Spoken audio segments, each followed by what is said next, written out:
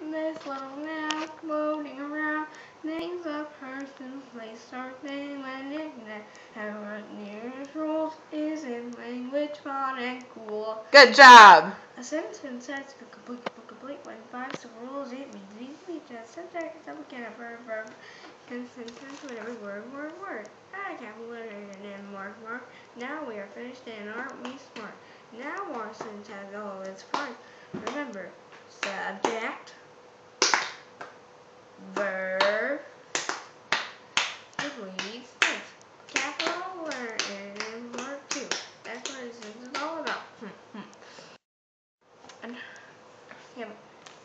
adjective modifies a noun.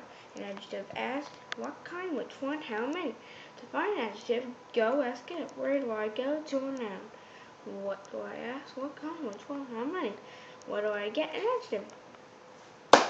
That's what. A preposition is a special group of words that can be noun, or pronoun to the rest of the sentence. Dum-de-dum-dum done! Good job, Zach. Say bye. Bye, YouTube.